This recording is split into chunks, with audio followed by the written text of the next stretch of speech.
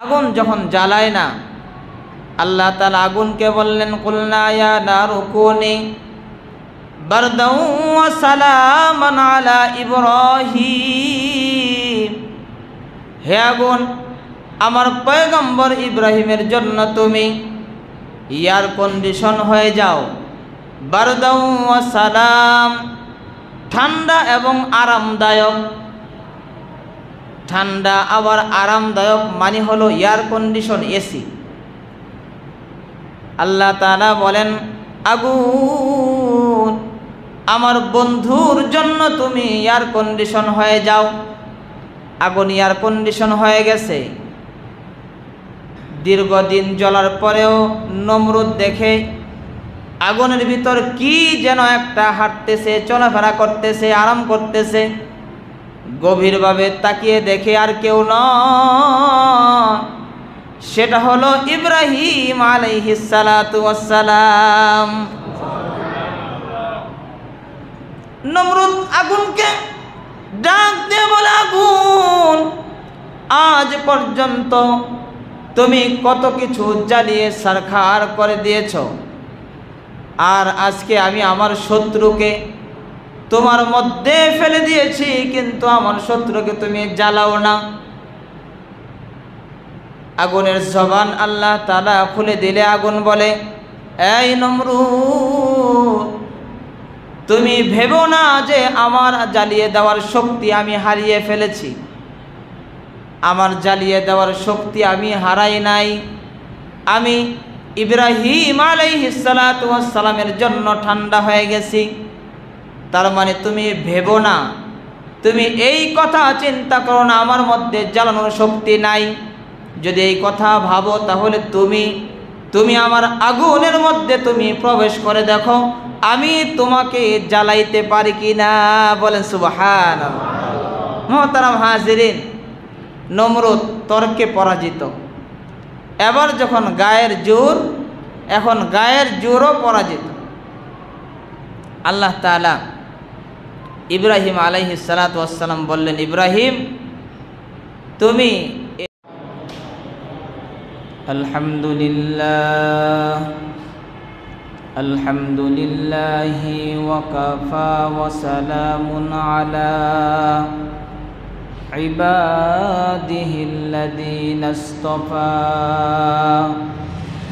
أما بعد فأعوذ بالله من الشيطان الرجيم بسم الله الرحمن الرحيم وإذ يرفع إبراهيم القواعد من البيت وإسماعيل ربنا تقبل منا إنك أنت السميع العليم وقال النبي صلى الله عليه وسلم لا يؤمن أحدكم حتى أكون أحب إليه من والده وولده والناس أجمعين وقال النبي صلى الله عليه وسلم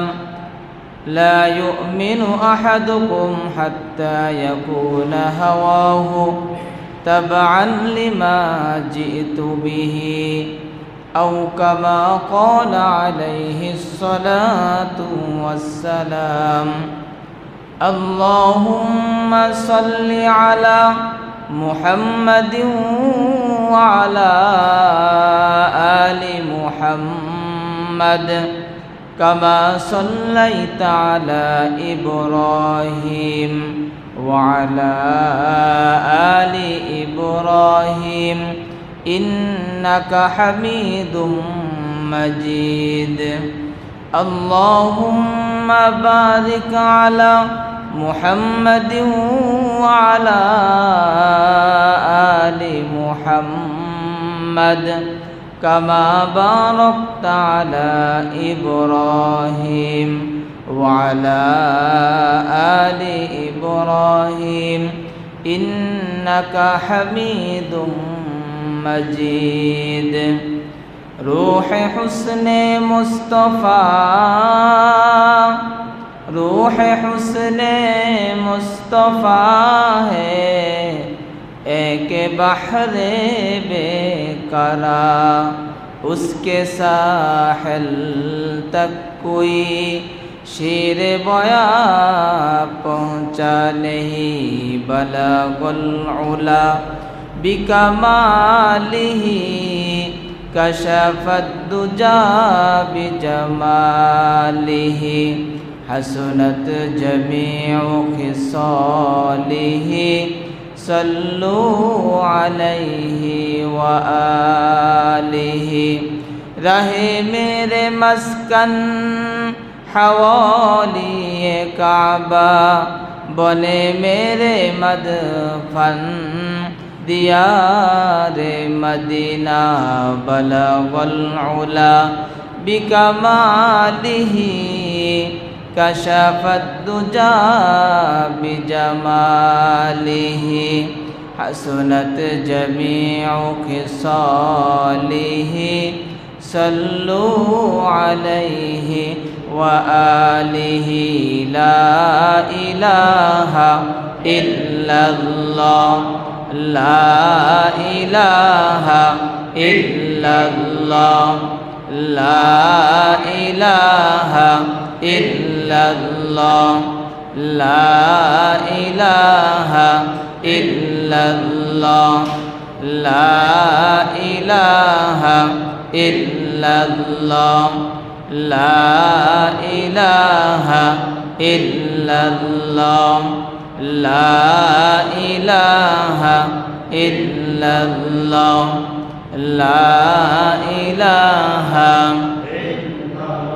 हर तमन्ना दिल से रुखसत हो गई, अब तो आजा अब तो खुलवत हो गई। ला इलाहा इल्लल्लाह, ला इलाहा इल्लल्लाह, ला इलाहा इल्लल्लाह, ला इलाहा इल्लल्लाह, ला इलाहा इल्लल्लाह, ला इलाहा। दिल जो खाली याद हुक से आए जवा, खानाए शै तो है वो दिल बेगुमा। संग दिलज से कोलेरा पाक कौन, सीना बातिंग मुहब्बत चाक कौन। ला इलाहा इल्लल्लाह, ला इलाहा इल्लल्लाह, ला इलाहा इल्लल्लाह, ला इलाहा इल्लल्लाह, ला इलाहा इल्लल्लाह, ला इलाहा। सब खुशियों को आग लगा दो मौला, गम से तेरे दिल शाद रहे। अब तो रहे बस तादो में आखिर विरद सुबह आई मेरे इला। ला इलाहा इल्लल्लाह, ला इलाहा इल्लल्लाह, ला इलाहा इल्लल्लाह, ला इलाहा इल्लल्लाह, ला इलाहा इल्लल्लाह, ला इलाहा। चंद्र सूरज गैरुल्लाह, बाज़र माज़र गैरुल्लाह। ला इलाहा इल्लल्लाह, ला इलाहा इल्लल्लाह, ला इलाहा इल्लल्लाह, লা ইলাহা ইল্লাল্লাহ লা ইলাহা ইল্লাল্লাহ লা ইলাহা ইল্লাল্লাহ লা ইলাহা ইল্লাল্লাহ লা ইলাহা ইল্লাল্লাহ মুহাম্মাদুর রাসূলুল্লাহ সাল্লাল্লাহু আলাইহি ওয়াসাল্লাম। আলহামদুলিল্লাহ, রব্বে কারীমের দরবারে লক্ষ কোটি শুকরিয়া জ্ঞাপন করছি, যেই মনিব আমাদেরকে পবিত্র জুমার দিনে জুমার সালাত আদায় করার লক্ষ্যে অত্যন্ত মায়া করে, মহাব্বত করে, ভালোবেসে দ্বীনি পরিবেশে উলামায়ে কেরামের সোহবতে আসার বসার তৌফিক দান করেছেন। কোরআন ও হাদিস থেকে কিছু আলোচনা আমলের নিয়তে শোনার তৌফিক দান করেছেন। এই জন্য সকলেই জবান খুলে ভক্তি বলে সমস্বরে উচ্চ আওয়াজে সবাই শুকরিয়া তান বলি আলহামদুলিল্লাহ। মোহতারাম হাজিরিন, আমি আপনাদের সামনে 1 নম্বর পারার 19 নম্বর পৃষ্ঠার সূরা বাকারার 127 নং আয়াত তেলাওয়াত করেছি। নবীজির অসংখ্য হাদিস থেকে এক টুকরা হাদিস তেলাওয়াত করেছি। আয়াত এবং হাদিসকে সামনে নিয়ে ধারাবাহিক আলোচনা চলছিল বাইতুল্লাহর মুসাফির তথা হজ সম্পর্কে। আজকে ওই বিষয়ে আলোচনা হবে, ওমা তৌফিক ইল্লা বিল্লাহ। মোহতারাম হাজিরিন, গত জুমায় আলোচনা করতেছিলাম নূহ আলাইহিস সালাতু ওয়াস সালাম আল্লাহ তাআলার নির্দেশে নৌকা তৈরি করেছেন। নৌকাটি কেমন হবে আল্লাহ তাআলাকে জিজ্ঞাসা করলে আল্লাহ তাআলা বললেন, নৌকাটি হবে 80 গজ লম্বা, তার প্রস্থ হবে 50 গজ, তার সামনের দিকে উচ্চতা হবে 30 গজ। আল্লাহ তাআলাকে নূহ আলাইহিস সালাতু ওয়াস সালাম জিজ্ঞাসা করলেন, কি দিয়ে নৌকা তৈরি করব? কাঠ দিয়ে নাকি স্টিল দিয়ে, কি দিয়ে? আল্লাহ তাআলা বললেন, মিন খসাবিন, কাঠ দিয়ে তৈরি করো। নূহ আলাইহিস সালাতু ওয়াস সালাম জিজ্ঞাসা করলেন, কোন কাঠ দিয়ে তৈরি করব? কাঠ তো বিভিন্ন প্রকারের, কোন কাঠ দিয়ে? চাম্বুল কাঠ নাকি সেগুন কাঠ নাকি করই কাঠ, কোন কাঠ দিয়ে তৈরি করব? আল্লাহ তাআলা জানিয়ে দিলেন যে তুমি নৌকা তৈরি করো শাল কাঠ দিয়ে। মিন খসাবি সাদ, শাল কাঠ দিয়ে তুমি নৌকা তৈরি করো। নূহ আলাইহিস সালাতু ওয়াস সালাম অনেক খোঁজাখুঁজি করার পরেও শাল কাঠ পেলেন না, শাল গাছ উনি পাননি। বললেন, আল্লাহ, শাল গাছ তো পাই না, তাহলে নৌকা কি দিয়ে তৈরি করব? আল্লাহ তাআলা বললেন, জিবরাইল আলাইহিস সালাতু ওয়াস সালামকে দিয়ে আমি শাল গাছের চারা পাঠিয়ে দিচ্ছি, এটা তুমি রোপণ করে দাও, বড় হলে এটা দিয়ে নৌকা তৈরি করে ফেলবে। জিবরাইল আলাইহিস সালাতু ওয়াস সালাম চারা নিয়ে এসেছেন, লাগিয়ে দিয়েছেন। 3টি বর্ণনা পাওয়া যায়, এক বর্ণনায় 20 বছর, আরেক বর্ণনা 40 বছর, আরেক বর্ণনা 80 বছর অপেক্ষা করেছেন গাছ বড় হওয়ার জন্য। কিন্তু আমার কাছে 20 বছরের বর্ণনা বেশি কাছাকাছি মনে হয়, সহি মনে হয়।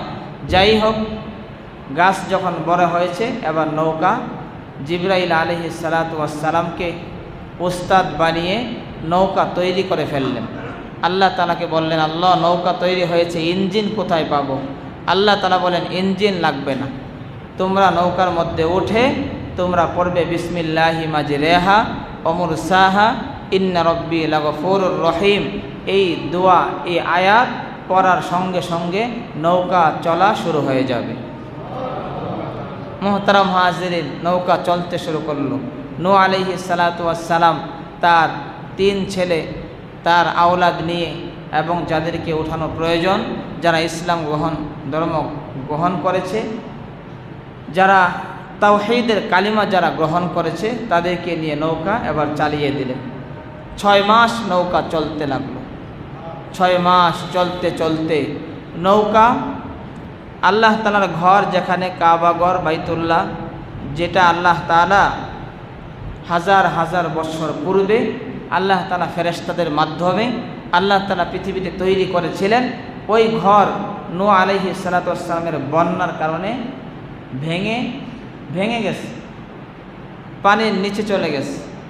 নৌকা চলতে চলতে ওই কাবা ঘরের কাছে যখন যায়, হঠাৎ করে নূহ আলাইহিস সালাতু ওয়াস সালাম দেখলেন নৌকাটা তাদের সবাইকে নিয়ে 7টি চক্কর লাগিয়ে দেয়। নূহ আলাইহিস সালাতু ওয়াস সালাম বুঝতে পারলেন যে এটাই আল্লাহ তাআলার সেই ঘর, যেহেতু এখানে 7 চক্কর নৌকা লাগিয়েছে, এটাই এখানেই বাইতুল্লাহ, যেটা পানির নিচে পড়ে আসে। মোহতারাম হাজির, নৌকা চলতে লাগলো।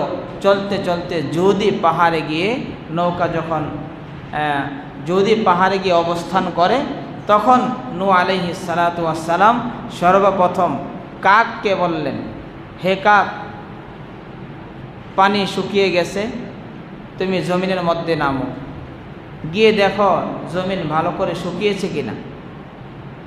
এবার কাককে যখন পাঠানো হলো, কাক গেল কিন্তু আর ফিরে আসে না। কাক ফিরে আসে না।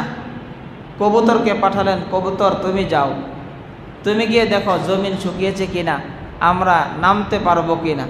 কবুতর ঘুরে এসে অল্প সময়ের মধ্যে ঘুরে এসে বলল, হে পয়গম্বর, অবশ্যই জমিন শুকিয়ে গেছে, নামার উপযোগী হয়েছে, আপনারা নামতে পারেন। এর পরপরই কাক ফিরে আসলো। কাক যখন ফিরে আসে, নূহ আলাইহিস সালাতু ওয়াস সালাম কাককে জিজ্ঞাসা করলেন, মালাকা ইয়া গুরাব লিমা তাআখারতা,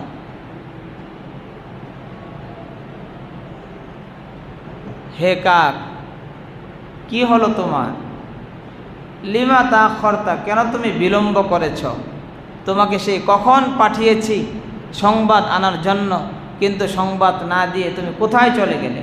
কেন তুমি বিলম্ব করলে? লিমা তাআখারতা।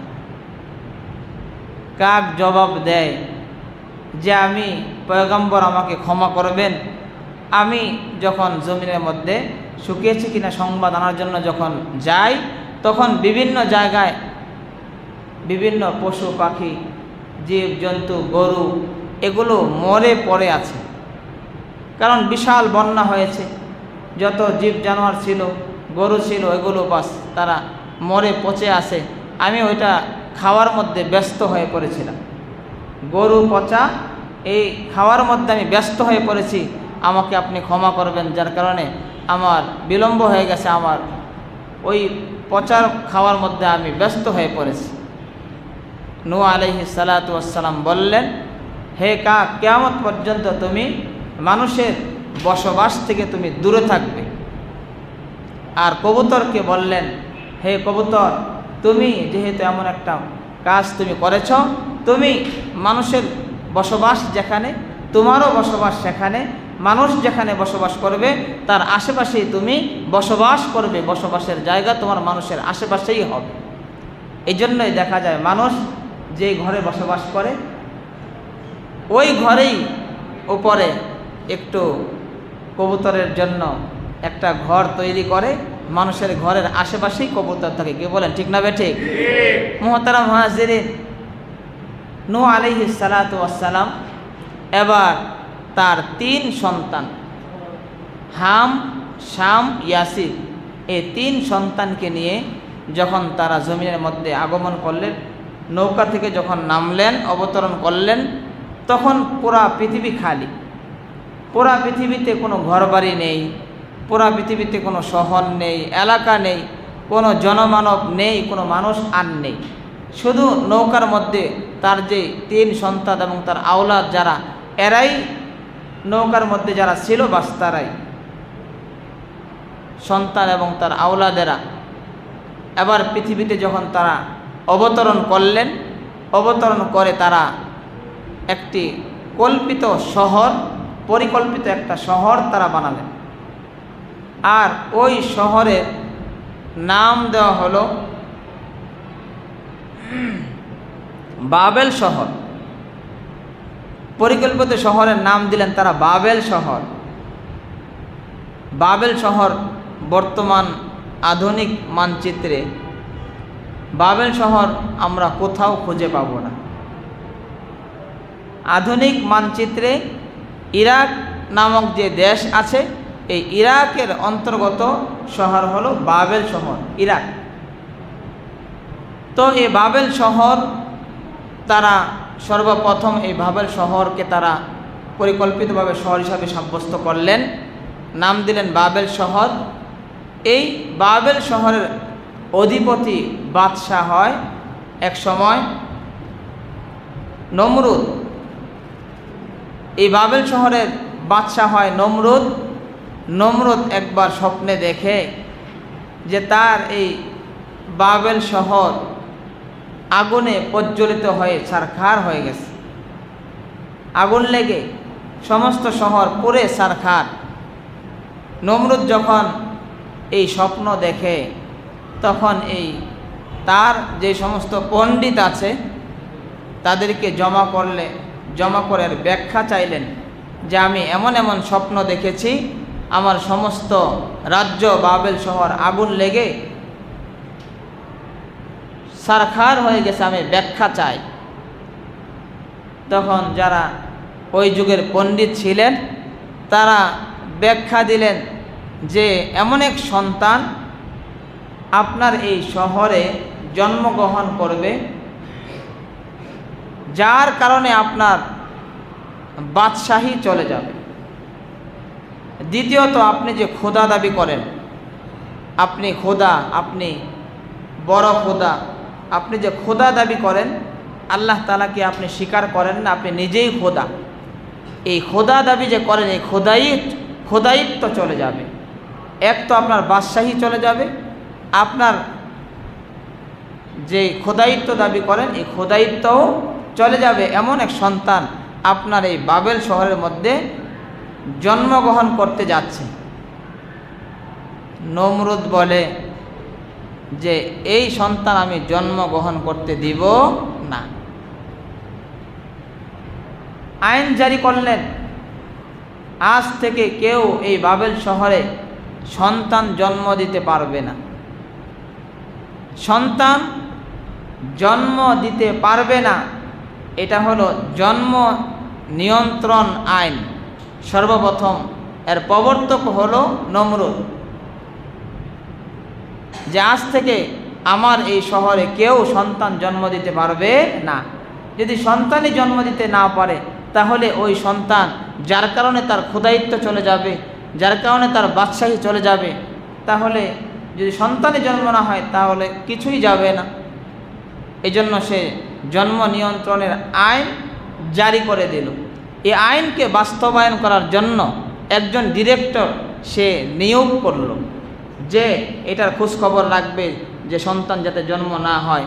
একজন ডিরেক্টর নিয়োগ দিলেন। ডিরেক্টরের নাম হলো আজর ঠাকুর। জোরে বলেন, ডিরেক্টরের নাম কি? আজর ঠাকুর। এই আজর ঠাকুরকে ডিরেক্টর হিসাবে নিয়োগ দেওয়া হলো।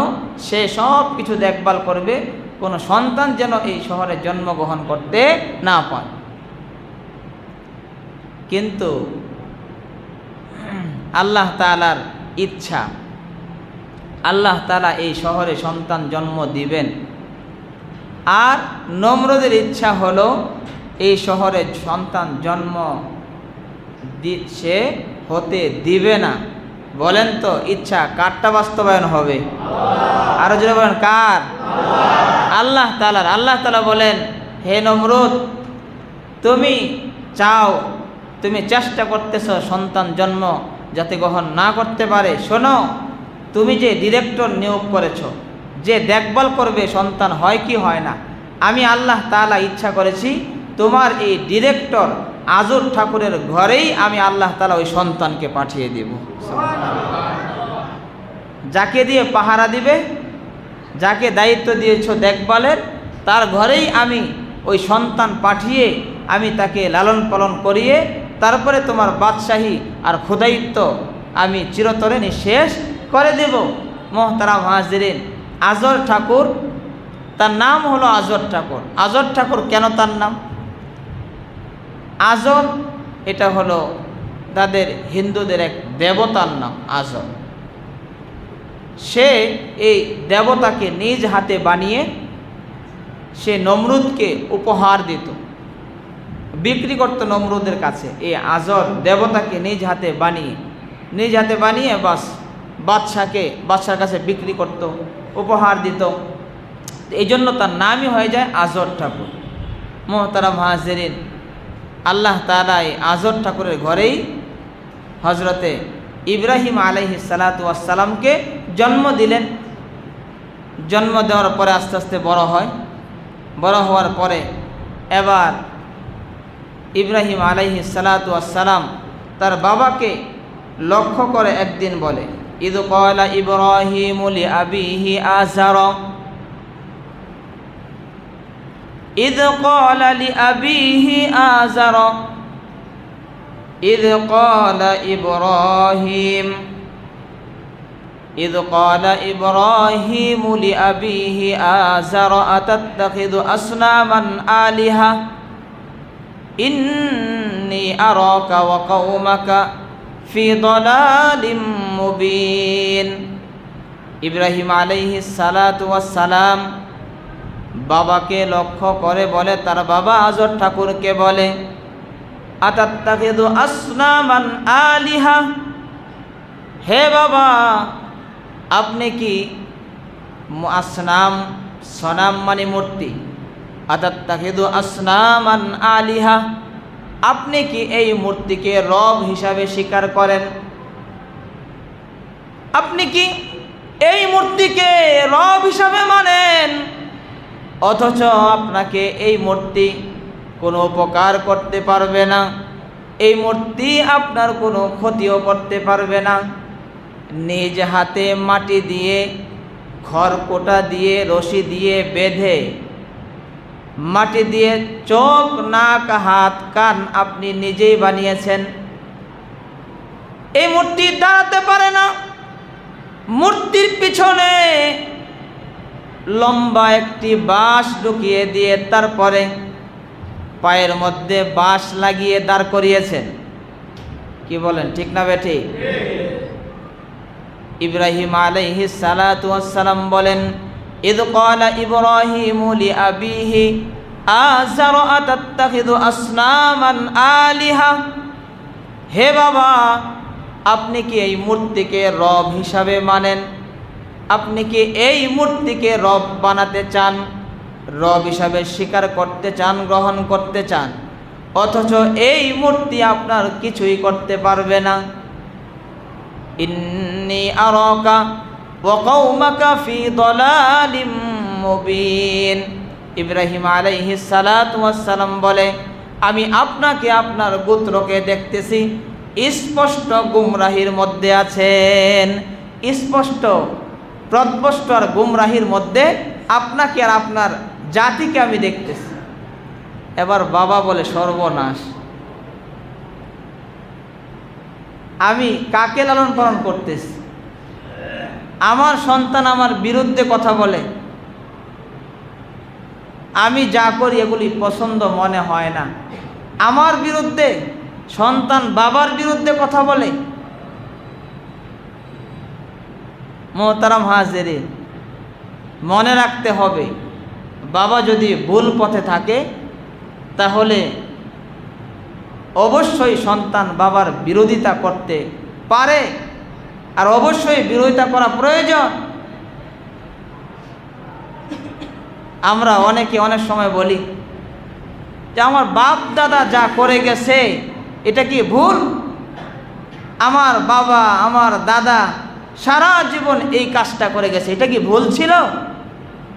কি বলেন, বলে কি বলে না? জোরে বলেন, বলে কি বলে না?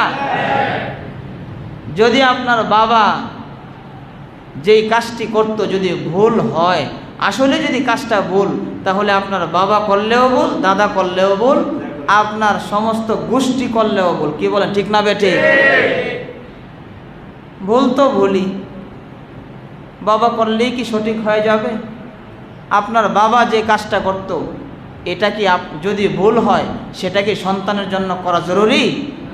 অবশ্যই সেটা থেকে বেরিয়ে আসা জরুরি, সেটা বাদ দিতে হবে, ছেড়ে দিতে হবে।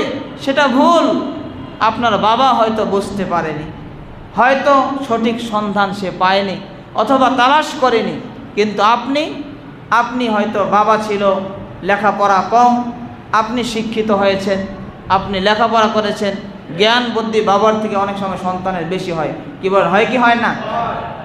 আপনি বিষয়টা যাচাই করে দেখেছেন আসলে জিনিসটা ভুল, আসলেই কোনো ভিত্তি নেই, আসলে এটা কোরআন হাদিস দ্বারা প্রমাণিত নয়, এটা থেকে বেরিয়ে আসতে হবে। এই কথা বলার সুযোগ নেই যে আমার বাবা, আমার দাদা, আমার গোষ্ঠী যা করেছে, সারা জীবন যা করেছে, তাহলে তারা কি ভুল করেছে? যদি সেটা কোরআন এবং হাদিসের মধ্যে না থাকে, যদি সেটা শরীয়তের মধ্যে না থাকে, শরীয়তের কোনো দলিল দ্বারা যদি প্রমাণিত না হয়, অবশ্যই সেটা 100% ভুল, কি বলেন, ঠিক না বেঠিক? সেটা করার কোনো সুযোগ নেই। যেমন এই যে দলিল দেখেন, সন্তান বাবার বিরুদ্ধে বলতেছে, বাবা মূর্তি নিজ হাতে বানিয়ে নিজেই চোখ কান নাক ফিট করে এটাকে সে দেবতা মানতেছে, এটাকে সেজদা করতেছে, এটাকে রব হিসাবে মানতেছে, কিন্তু সন্তান বলতেছে, বাবা এটা ভুল, এটা কি করতেছেন আপনি? ইয ক্বালা ইব্রাহিম লিআবিহি আযার আতাত্তাখিযু আসনামান আলিহা ইন্নী আরাকা ওয়া কওমাকা ফি দালালিম মুবিন। হে বাবা, আপনি কি মূর্তিকে রব হিসাবে স্বীকার করতেছেন? আপনি এবং আপনার জাতি গুমরাহির মধ্যে আছেন, পথভ্রষ্টের মধ্যে আছেন। এই গুমরাহি থেকে আপনি ফিরে আসুন। বাবা যখন দেখে সন্তান বাবার বিরুদ্ধে কথা বলে, যতই বুঝায় কিন্তু সন্তান বুঝ মানে না, বারবার একই কথাই বলে, ভুল ভুল ভুল। আপনি মূর্তির সামনে মাথা নত করতে পারেন না, মূর্তি গায়রুল্লাহ, গায়রুল্লাহর সামনে মাথা নত করা যায় না। কবর গায়রুল্লাহ, গায়রুল্লাহর সামনে মাথা নত করা যায় না। পীর বাবা গায়রুল্লাহ, তার সামনে মাথা নত করা যায় না। সূর্য চন্দ্র গাছ পাথর সব গায়রুল্লাহ, গায়রুল্লাহর সামনে মাথা নত করা যায় না। আওয়াজ করে জোরে বলুন, ঠিক না বেঠিক? মুহতারাম হাজিরিন, এবার বাবা বলে, সন্তান তো বেয়াদব হয়ে গেছে। নমরুদের দরবারে সন্তানকে নিয়ে গিয়ে বলে, বাদশাহ মহোদয়, আমার সন্তান এগুলো কি বলে? এবার নমরুদের সাথে ইব্রাহিম আলাইহিস সালাতু ওয়াস সালামের তর্ক শুরু হয়। সে বলে, আনা রব্বুকুমুল আ'লা, আমি বড় খোদা। ইব্রাহিম আলাইহিস সালাতু ওয়াস সালাম বলেন, আপনি খোদা হতে পারেন না। খোদা একমাত্র ওই সত্তা যিনি সব কিছুর মালিক, সূর্য উঠাতে পারেন, ডুবাতে পারেন। আপনি সূর্য তো পূর্ব দিক থেকে ওঠে, আপনি পারলে পশ্চিম দিক থেকে উঠিয়ে দেখান, কি বলেন, পারবে? পারবে না তো। যাই হোক, ওইদিকে যাব না, সময় কম। তর্ক শুরু হয়। তর্কে যখন পারে না, পরাজিত, তখন এবার গায়ের জোর। তর্কে যখন পারে না, এবার গায়ের জোর শুরু হয়েছে। বলে, আগুন জ্বালাও, আগুন প্রজ্বলিত করো, তাকে জ্বালিয়ে পুড়ে সারখার করে দিব, তাহলেই এমন কথা আর বলনেওয়ালা থাকবে না। আগুন প্রজ্বলিত করা হয়। ইব্রাহিম আলাইহিস সালাতু ওয়াস সালামকে উলঙ্গ করে আগুনের মধ্যে ফেলে দেওয়া হয়। আল্লাহ তাআলা জিবরাইল আলাইহিস সালাতু ওয়াস সালামকে ডাক দিয়ে বলেন, জিবরাইল, আমার পয়গম্বর আগুনে পড়ার আগে জান্নাতি পোশাক তার গায়ের মধ্যে পরিয়ে দাও। সুবহানাল্লাহ।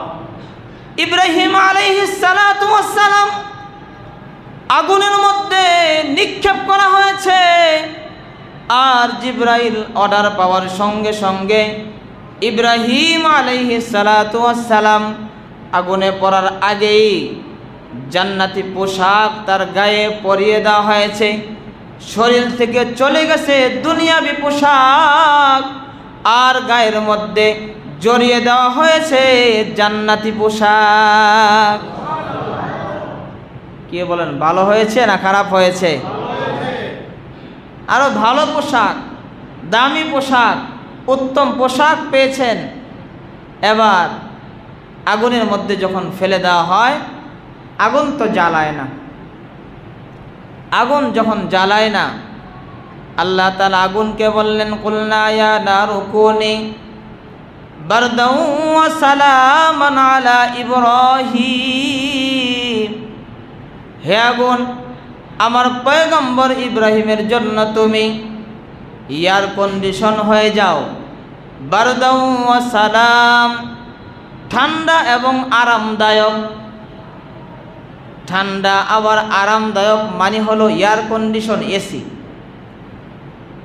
আল্লাহ তাআলা বলেন, আগুন, আমার বন্ধুর জন্য তুমি এয়ার কন্ডিশন হয়ে যাও। আগুন এয়ার কন্ডিশন হয়ে গেছে। দীর্ঘদিন জ্বলার পরেও নমরুদ দেখে আগুনের ভিতর কি যেন একটা হাঁটতেছে, চলাফেরা করতেছে, আরাম করতেছে। গভীরভাবে তাকিয়ে দেখে আর কেউ নয়, সেটা হলো ইব্রাহিম আলাইহিস সালাতু ওয়াস সালাম। নমরুদ আগুনকে ডাক দিয়ে বলে, আগুন, আজ পর্যন্ত তুমি কত কিছু জ্বালিয়ে ছারখার করে দিয়েছ, আর আজকে আমি আমার শত্রুকে তোমার মধ্যে ফেলে দিয়েছি, কিন্তু আমার শত্রুকে তুমি জ্বালাও না। আগুনের জবান আল্লাহ তাআলা খুলে দিলে আগুন বলে, এই নমরুদ, তুমি ভেবো না যে আমার জ্বালিয়ে দেওয়ার শক্তি আমি হারিয়ে ফেলেছি। আমার জ্বালিয়ে দেওয়ার শক্তি আমি হারাই নাই। আমি ইব্রাহিম আলাইহিস সালাতু ওয়াস সালামের জন্য ঠান্ডা হয়ে গেছি। তার মানে তুমি ভেবো না, তুমি এই কথা চিন্তা করো না আমার মধ্যে জ্বালানোর শক্তি নাই। যদি এই কথা ভাবো তাহলে তুমি আমার আগুনের মধ্যে তুমি প্রবেশ করে দেখো আমি তোমাকে জ্বালাইতে পারি কিনা। বলেন সুবহানাল্লাহ। মুহতারাম হাজিরিন, নমরুদ তর্কে পরাজিত। এবার যখন গায়ের জোর, এখন গায়ের জোরও পরাজিত। আল্লাহ তাআলা ইব্রাহিম আলাইহিস সালাতু ওয়াস সালাম বললেন, ইব্রাহিম, তুমি এই বাবেল শহর ছেড়ে দাও। বাবেল শহর ছেড়ে দিয়ে নূহ আলাইহিস সালাতু ওয়াস সালামের দ্বিতীয় পুত্র শাম, তার যে এলাকা, তুমি ওই শহরে চলে যাও। ইব্রাহিম আলাইহিস সালাতু ওয়াস সালাম শাম থেকে বাবেল শহর মানে ইরাক থেকে এবার হিজরত করা শুরু করলেন। শাম দেশে উনি চলে যাবেন। বর্তমান আধুনিক যুগের মানচিত্রে শাম দেশ বলতে কোনো দেশ নেই, সেটা হলো সিরিয়া। আল্লাহ তাআলা বলেন, ইব্রাহিম, তুমি ইরাক থেকে সিরিয়া সফর করো, এই এলাকা ছেড়ে তুমি চলে যাও, হিজরত করো। ইব্রাহিম আলাইহিস সালাতু ওয়াস সালাম এবার ইরাক থেকে হিজরত করে সিরিয়ার উদ্দেশ্যে রওনা হয়েছেন। রওনা হয়ে যখন হাঁটতেছেন, হাঁটতে হাঁটতে এক জায়গায় ইব্রাহিম আলাইহিস সালাতু ওয়াস সালাম দেখেন কিছু যুবক তারা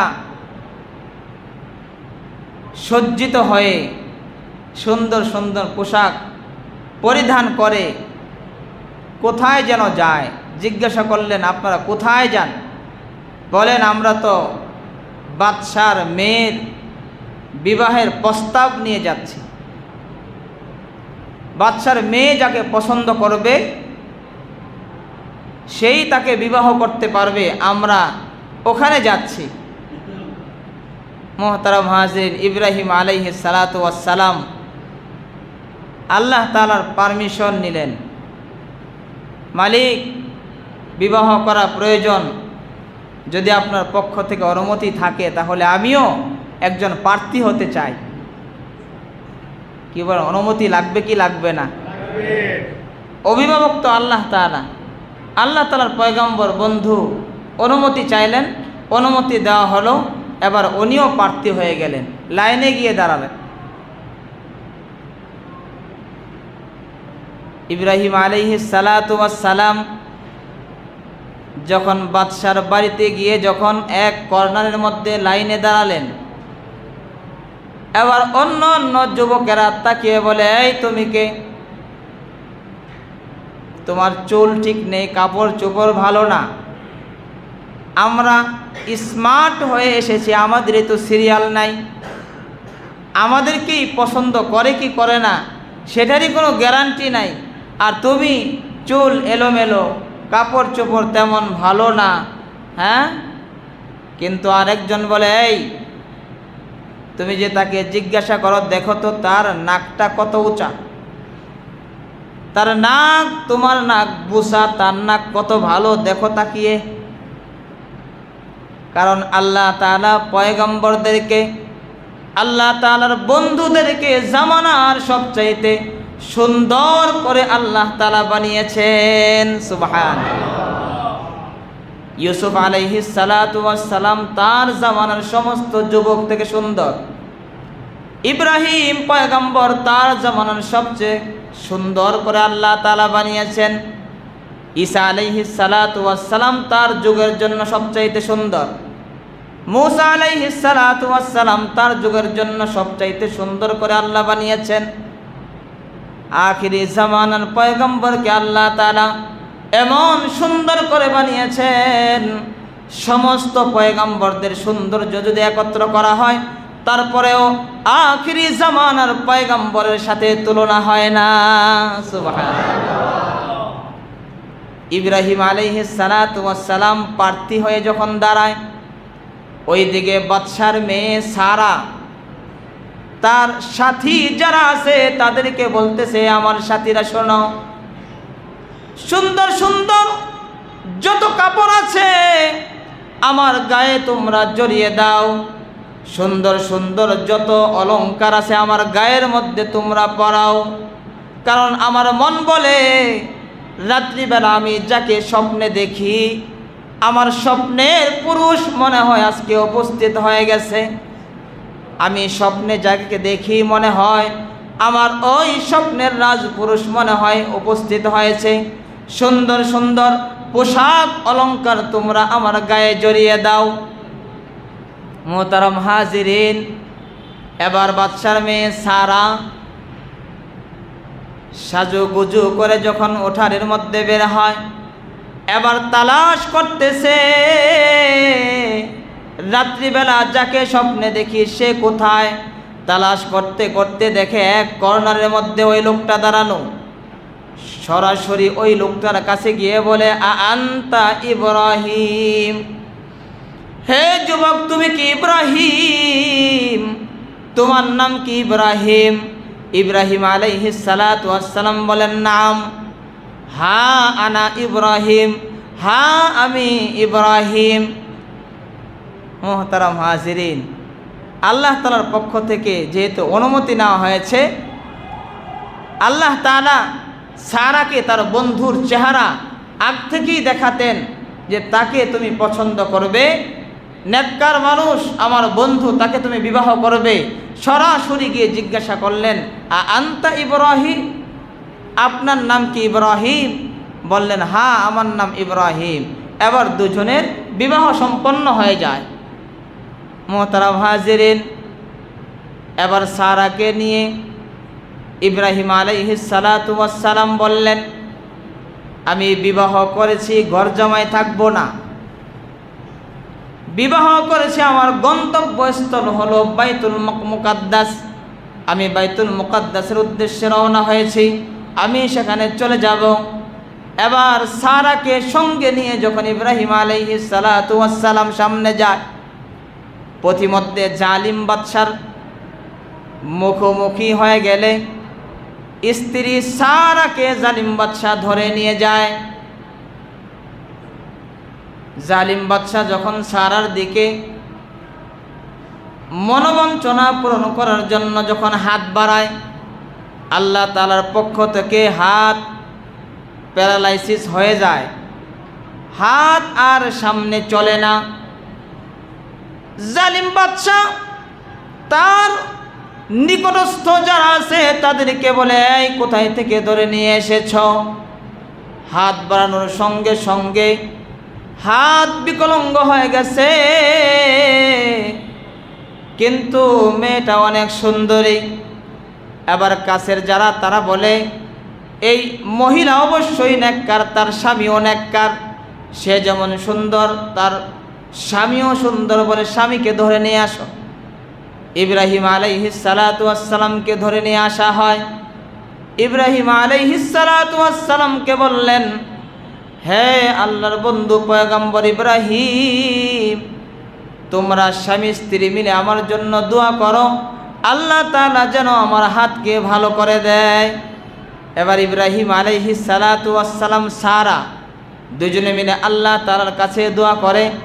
আল্লাহ তাআলা সঙ্গে সঙ্গে দোয়া কবুল করে, তার হাত ভালো হয়ে যায়। এবার জালিম বাদশা বলে, ইব্রাহিম, আমার একটা মেয়ে আছে, যার নাম হলো হাজেরা, যার নাম হলো হাজির। আমার এই মেয়েকে তোমাকে উপঢৌকন হিসাবে, হাদিয়া হিসাবে আমি দিলাম।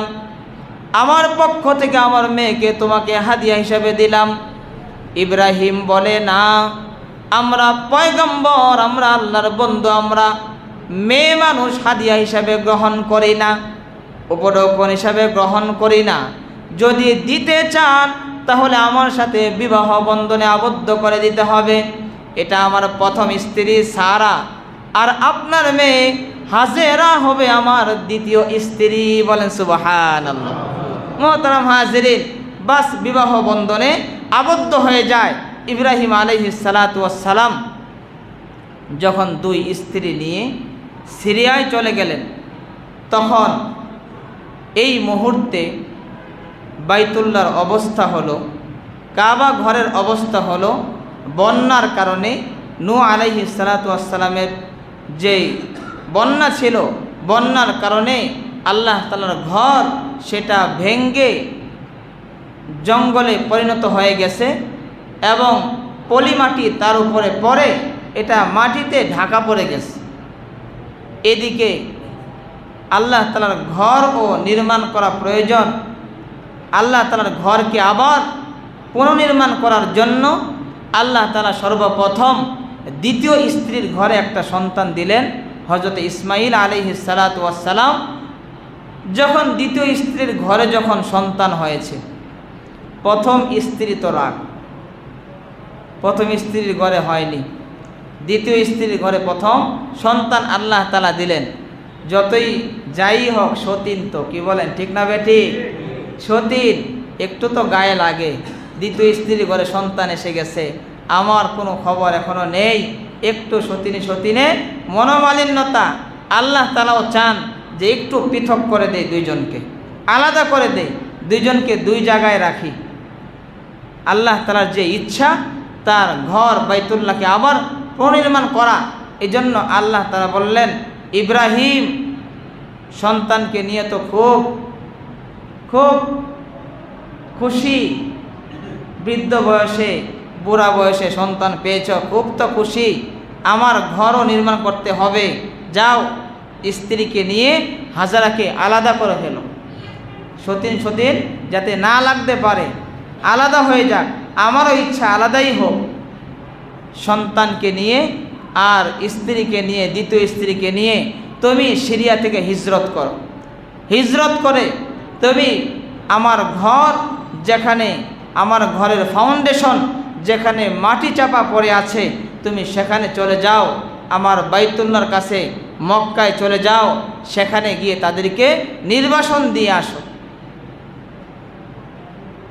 ইব্রাহিম আলাইহিস সালাতু ওয়াস সালাম স্ত্রী হাজেরা, ইসমাইল সন্তানকে নিয়ে বাইতুল্লাহ যেখানে মাটি চাপা পড়ে আছে এখানে এসে ইব্রাহিম আলাইহিস সালাতু ওয়াস সালাম চলে আসলেন।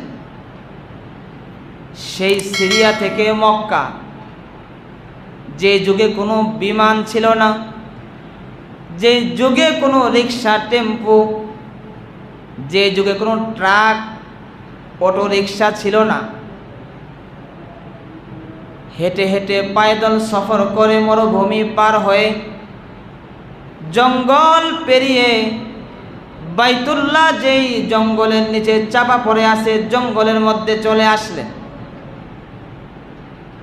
এখনো বাইতুল্লাহ যদি যাওয়া হয়, বাইতুল্লাহর চতুর্পার্শ্বে কত বড় বড় পাহাড়। ওই যুগে, এখন তো সরকার পাহাড় কেটে কেটে রাস্তা তৈরি করে দিয়েছে, তারপরেও শুধু পাহাড়, তারপরেও মরুভূমি, তারপরেও জঙ্গল।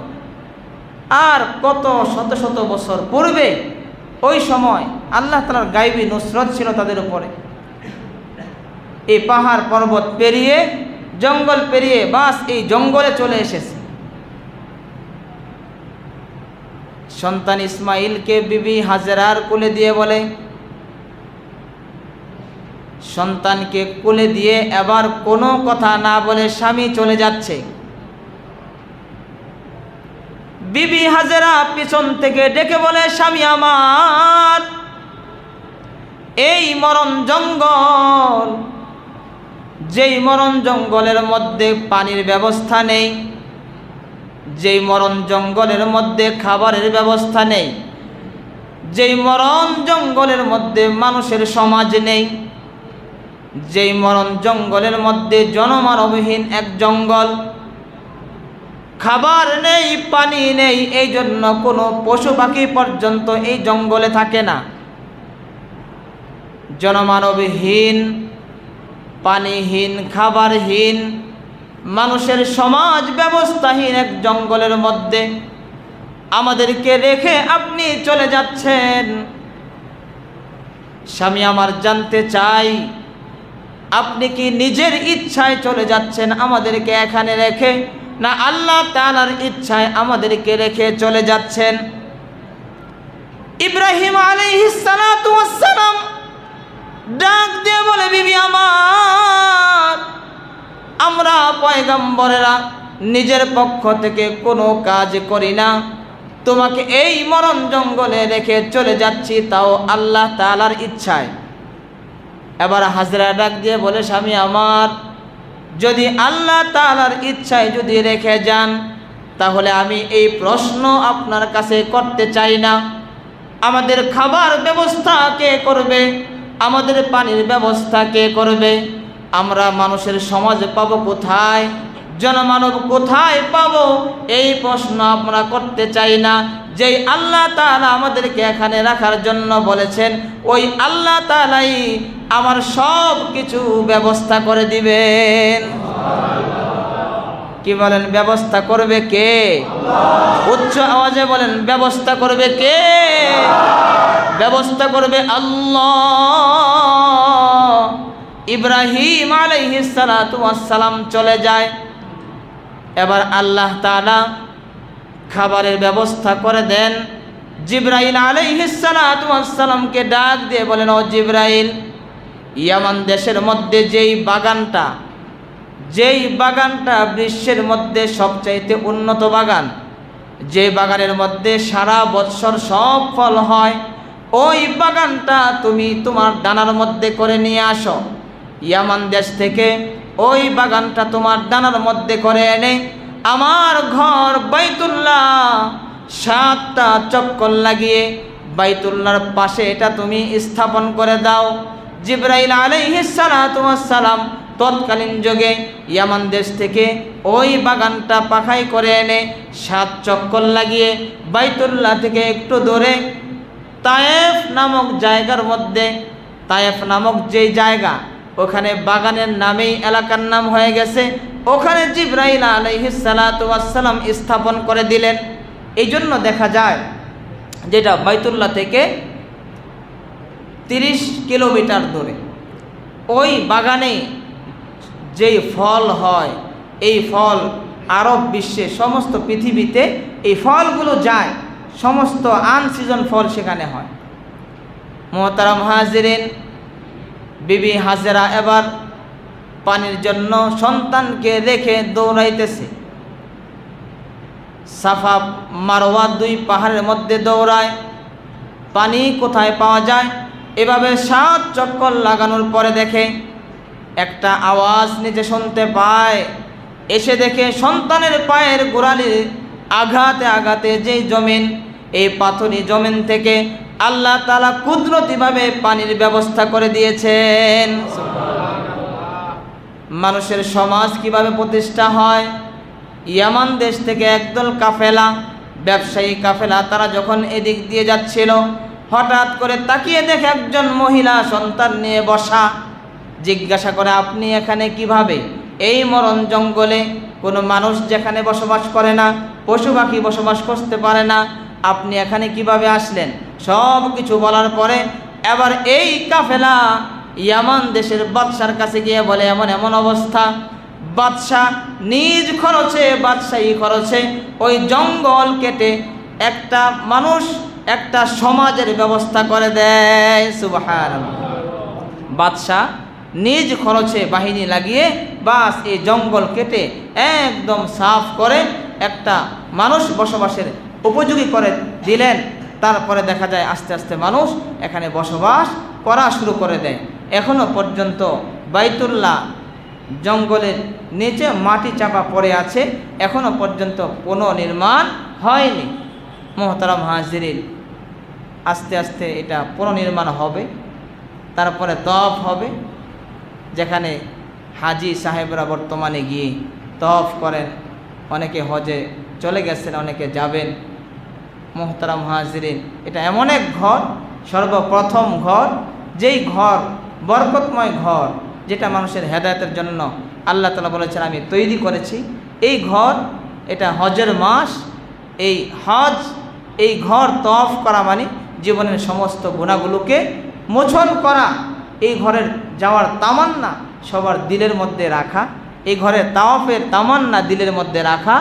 সামর্থ্য যাদের আছে হজে যাওয়া, জীবনের সমস্ত গুনাহ যেহেতু মাফ হয়, এই জন্য এই ঘরে যাওয়া আল্লাহ তাআলা যাদের সামর্থ্য আছে ফরজ করে দিয়েছে।